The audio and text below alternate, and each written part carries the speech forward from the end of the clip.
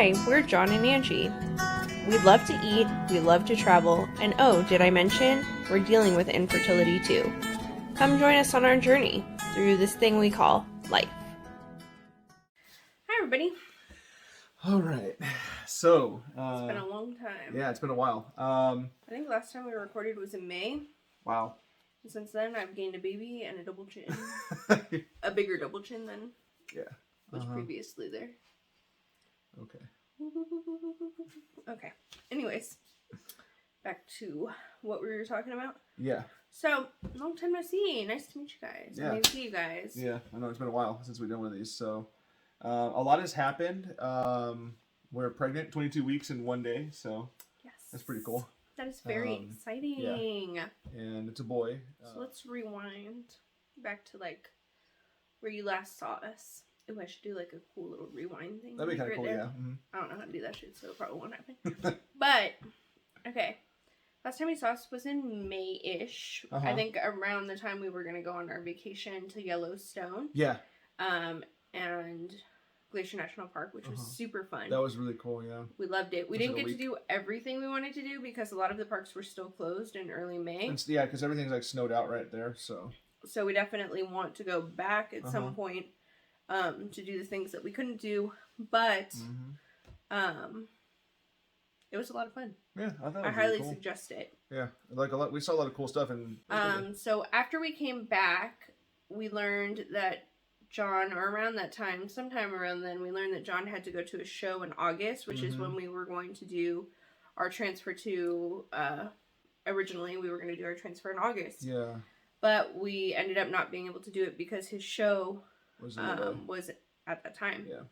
So we had to make the decision whether we wanted to push up transfer or push back transfer. And we kind of just like came to the conclusion that if we just keep pushing it off, we're just going to keep pushing it off. Because it's like, oh, it's never going to be the right time or perfect timing. So it was like, let's just do it. So we did transfer middle of June, and everything went well at transfer. Yeah, it went really smoothly. Cool. It was pretty cool. We got to see our little embryo, our little BB3, actually get transferred into my uterus, which was awesome. Yeah, that was really cool. It's like it looks like a tiny little dot, like on the ultrasound pictures. It's a teeny little white dot, and you see it like go up. It's really crazy. It's really neat. Yeah. So we did that, and then it was just waiting for our beta tests, which was really hard, of course, because the waiting is always super difficult. Yeah. But I think we just had a really good feeling about it. Like, everything kind of seemed to like be going really well, like as far as timing was concerned and everything like that. I mean, I know there was like the show and stuff, but it kind of all worked out. So our first beta came back really good. And then we went back, I think, a week later and did our second beta, and it was... Yeah, everything. It had like tripled. Yeah, so it was like really good. It was super good. And then we got to do our first ultrasound, which was crazy because we had never had a good ultrasound up until that point. That was the furthest we'd ever gotten. Like, it was really cool. That was when we heard his heartbeat. That was like an amazing moment. Oh my God.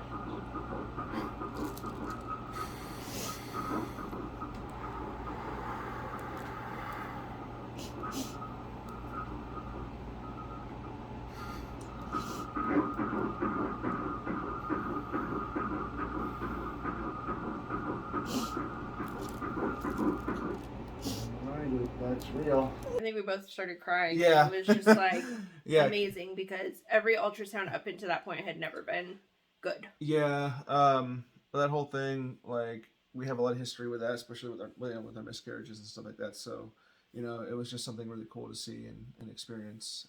And then we had I think one more ultrasound at the infertility clinic. Yeah, that was the one where we saw he was like a tiny little tiny guy. Turkey. Yeah, he looked like a turkey. It was like because the little feet were sticking out like that, and then like the little body and the little arms were sticking out. It was kind of funny. So we called him our little turkey boy. Yeah. So that was really cool. And then we graduated. Yeah, we graduated, and then it was baby's first graduation. Yeah, it was really cool. And so the fertility doctor's like, hey, it's like, I mean, you guys are pregnant, so you don't need to be here anymore. So then that's when we went to you did research on a maternal fetal medicine doctor. Yes. So at that point, Specialist. we didn't know that we needed to see one, but from all of the research I had done, I learned that it was probably a good idea. So I made an appointment with an MFM is what they're called, maternal fetal medicine specialist, and an OBGYN, my regular OBGYN. Both like kind of simultaneously. It was like within a couple weeks. So first was the OBGYN. I got in there, got a new protocol. She basically kept me on my meds, not because it was necessarily necessary, but just to kind of give me peace of mind. Yeah. So I continued injections, and then she actually referred me to a maternal fetal medicine specialist. So it was good that I already had the appointment because I needed to go there anyways. So I went to him. Ever since then, we've been doing 2 ultrasounds. Ooh, baby just came. Ultrasounds every 2 weeks, because when you do an IVF pregnancy, sometimes the cervix doesn't do what it needs to do, and there can be issues with that. So he basically just checks every 2 weeks to make sure that my cervix is doing fine, and every 2 weeks my cervix has been perfect. Everything's been like really good, like all the numbers and everything. That heart rate is like perfect. His measurements, he's actually measuring a little bit bigger. He's got a big little round to me. Yeah. And, and a big head like his daddy. Right, whatever. Big head like his daddy. Big head like you. Big head like daddy. Well, my head looking pretty big, but I think it's mostly my chin right now. Yeah, I think we've all gained a few pounds since this pandemic started, you know? I mean, hey, what are you gonna do? So, everything was going amazing. I stayed on estradiol until about 8 weeks, progesterone and oil until about 10 weeks. Yeah, 10, yeah. Then I went on oral progesterone until about 14 weeks. And then I've been on Levinox ever since. And will continue to be on Levinox until the end of, the pregnancy, until Bob is born. His name is not Bob, but we call him Bob. We just call him. It's just like a thing we do. So everything was going great. Yeah, everything's going great. But then at 18 and a half weeks, our 18 and a half week ultrasound, we got some news. Yeah. That we had a velamentous cord insertion. Yeah, so basically what that means is that you've got the placenta, right? And so the umbilical cord usually goes right into the center and goes like pretty far into the placenta, right? Deep. Like deep into the placenta. Like think of like a tree like rooted deep into the ground. Yeah, basically, yeah, exactly. And the way his is, the umbilical cord goes off to the side and doesn't go all the way in. So it's kind of like on the surface layer. You can think of it like there's like layers of something, right? Usually the roots go far into the soil. Well, the roots in his placenta are going into like the top layer of soil, basically. So they said that, but so we were really worried because the ultrasound tech told us about that, and we were like freaking out. Of course, you go on Google and you. The doctor had to leave and not see us that appointment because he had to go for a delivery. So we had to wait 2 weeks basically until we could talk to the doctor. So we of course did our own research, tried to figure it out. I mean, the ultrasound tech tried to give us the best version of what she knew, but again, she's not a doctor, so we were really stressed. Well, mostly me. I was really stressed out for a couple of days because I did my own research on Google, which I shouldn't have done. Told you.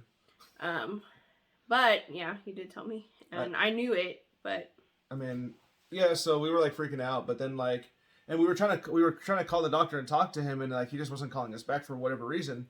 So finally, like she was able to talk to somebody, and they told her like it's not an emergent thing, so it's not like a big deal. Basically, it's not something we should be scared about. The ultrasound tech told us it was called something different. Yeah. But the explanation of what she told us was velamentous cord insertion.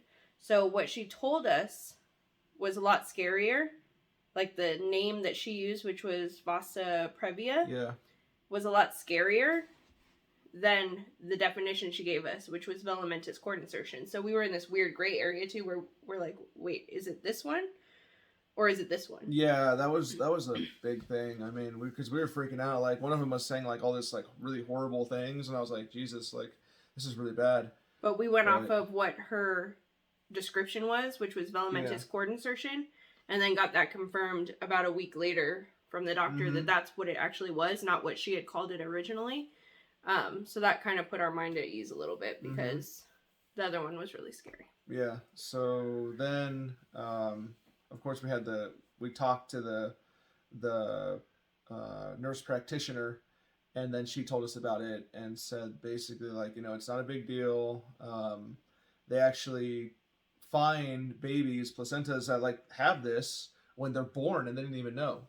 So now that they do know, they can take every precaution, that every normal precaution that you would take for something like this. So the things that they watch out for are baby's growth. Yeah, that's one of the things that can be affected is the growth. But he's been measuring bigger than normal. He's been a little bit ahead every single time, so it's not an issue. And also hemorrhaging for me during birth, because sometimes during birth what they do is they yank on the cord to help, after baby's born obviously, they yank on the cord to help deliver the placenta. But they can't in this case because the cord isn't well attached to the placenta, so if they did that it could cause issues. So they just have to be extremely careful when they, when I deliver the placenta. And if the placenta doesn't deliver on its own, then they have to go up there and scoop it out. Yeah, which probably doesn't sound fun. So I'm definitely getting that epidural that I was thinking about maybe not getting, because I'm not trying to have a whole ass arm up in my area. Yeah, that's kind of without something to make it not hurt. Yeah, and that was one of the things. Like, she really wanted to do like a natural childbirth with like no painkillers or anything like that, and I was just like, why? I mean, I wouldn't. I mean, this is me, but I can understand that. It has to be. It's an experience too, so that's part of it. But at the same time, I don't want to see her in pain. You know what I mean? So my first inclination is like, hey, do whatever they can. Whatever, if they give you like a shot or pill or whatever it is, let's just do it. So you don't have to worry about any pain. And then, yeah. So that kind of answered that question for me. Definitely gonna get an epidural if that's an option. Yeah. And then, so we weren't as worried about that after that point. We're still like, obviously, we hope that there wouldn't be any issues, because it's like, man, we've dealt with so much so far already that it's kind of like, it would have been nice to not have anything. But we count our blessings and say things could be a lot worse, and baby is doing well, and that's what's important. Another thing, they had me do the gestational diabetes 1 hour test early. I think it was like around 13? 14 weeks, something like that. Probably because I'm fat, I'm assuming. But guess who passed their test? Me. And then, you're also taking the prenatal every day? Yes, so prescribed prenatal. Yeah. What else? And so I think that's about it. So we are second trimester, almost third trimester. Third trimester is 26 weeks. So we're doing good. I have a lot more energy in my second trimester. First trimester, I was exhausted. I was taking naps like all the time. Super tired. All the time. Heartburn too is the other one. Yeah, I still have heartburn. Yeah. Goodness gracious. They say there's like an old wives' tale about if you have heartburn, then baby's gonna have a lot of hair. Huh. Don't know if that's true. We'll see. I mean, my hairline isn't. I don't know. Hopefully he does. No, your hairline is just fine. Here, let's scoot it towards the Yeah, push it down so it looks like I have a lower hairline than I actually do. There you go. Thanks. See? That's true love right there. Yeah. True love. Besides that, first trimester, so just like a little recap of like how I was feeling. First trimester, extremely tired. I had some nausea, especially in the very beginning. Never threw up, thankfully. But I did experience a little bit of nausea, heartburn, but mostly I was just extremely exhausted. Second trimester, lots of energy, heartburn. Oh, you also were sensitive too. Oh yeah. She cried a lot. I did cry a lot, and I am not like sensitive at all. Like, I don't cry. I get mad, I don't cry. Yeah. But I was crying. I'm still a little sensitive. Now. And then we started feeling baby move around 18 weeks. Like, a little, we felt him. I swear I felt him around 10 weeks. I mean, I don't think people say that's not possible, whatever, but I felt like obvious movements at 18 weeks. But between 10 and 18, I swear there was some little something in there. He loves tomatoes. Oh yeah, he moves a lot when we feed him tomatoes. He wakes up for meals. Yeah, he does. It's weird because like at breakfast time she feels him kick, and then he doesn't kick for a while, and then around lunchtime she'll feel him kick again, and then he doesn't kick for a while again, and then around dinner time he'll start kicking again. So that's kind of interesting. And then it's at the end of the day, like around 8:39, yeah, around then is when he like has his little dance parties. So it's kind of cool. Like we were playing music for him like a couple weeks ago, and he started dancing a lot, which is really cool, or kicking a lot, which is really cool. He likes like 2008 hits, 2000 yeah, like, to 2008 to 2012 hits. Yeah, like yeah, exactly. Like the music when we were young and we were like going out and partying, basically. So he's a little party animal in there. So that'd be fun. That'd be cool. But our little guy is doing well, and we're just so excited. I love him so much. Yeah, we can't wait. I mean, we're really super excited. I can't wait to like to meet him. You know, like actually meet him in person. You know what I mean? Get his nursery together. And so we're just so happy to finally be here after 12 years of shit. Yeah, and IUIs and like, you know, negative pregnancy tests and like miscarriages. It was just horrible. Yeah, that was tough. But hey, we're here. You know, we're here. You know, many treatments later, many, you know, miscarriages later. $30,000 later. Yeah, $30,000 plus. I mean, like, but we're here, and it was all worth it for our little precious baby boy. Yeah, seriously. But that's not to negate the 3 pregnancies that we lost. You know, and we'll definitely tell him about his story and how special he is, and that he has 3 siblings in heaven that are watching over him and making sure that he's, you know, safe and healthy and growing and protected, and you know, he's a lucky boy. Yeah, it's so we're just really happy, and it's been a long road basically to get here, so yeah, we can't wait. I mean, we're what else are we doing here? We're now it's just getting his nursery together, and man, you really don't understand how expensive babies are until you start adding up all the things you need to take care of a baby. I thought I'd like to spend money, but there's a lot. You do a lot, you know. There's, I mean, you got to set up. I mean, you're literally setting up someone's life, basically. So it's pretty cool. And then we're planning to take 12 weeks off, but we cannot because we live in the state of Nevada, but work in the state of California, so we're not eligible for California benefits or Nevada benefits. So all leave we take off is unpaid. So we unfortunately just can't afford to take the full 12 weeks off. So we're going to probably take a month and a half off because we have savings and vacation and sick time saved up that we can use. It's like, you know, do you want to blow a bunch of savings? I mean, we're very blessed in the sense that we work from home. So, you know, he's here with us. It's not like I am going and commuting for 2 hours on the freeway and then, you know, coming home or going to work and then commuting another 2 hours and then coming home. You know, we're here. He's here with us. You know what I mean? So it makes that a little bit easier. The fact that at least we're in the room next to him. You know, and we're very blessed in the respect that we're not one of those families that would have to leave our baby after, you know, a month or even 3 months. Taking 3 months off, I can imagine how difficult it is to leave your baby, you know, to go back to work. So yeah, so we're lucky and blessed in the sense that we get to have him here with us and we don't have to leave him. Yeah, so. But that's just a quick update. Sorry, we're kind of all over the place, but I have pregnancy brain.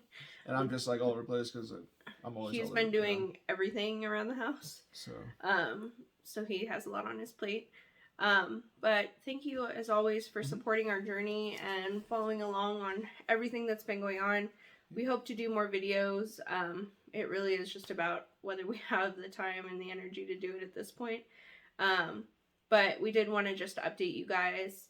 If there's any questions you have or anything specific you guys want to know about, definitely let us know and we'll try to do another video where we answer those things. But again, thank you so much for following along on this journey, praying for us, sending us your good thoughts and good vibes. All of that really matters. Please continue to do that. And, you know, we're just so thankful, and we'll definitely let baby boy know when he's born just how many people were rooting for him and us, and just how special he is. yeah, he's very blessed in that sense too. You know, there's a lot of people thinking about him. So, yeah, we really appreciate everything and everybody that has, you know, sent us, even everyone that sent us, you know, gifts for him and things like that. We really appreciate that. That, you know, it almost goes without saying that, you know, we just love you guys for everything you've done. So we really appreciate that. And yeah, that's kind of where we're at right now. Just kind of a midway update, you know, and we'll try to get more videos. It's a lot right now, so we really appreciate it. And yeah. So, We'll talk to you guys soon. yeah, we'll talk to you guys soon. Thanks so much. Thank you. Bye, guys. Bye.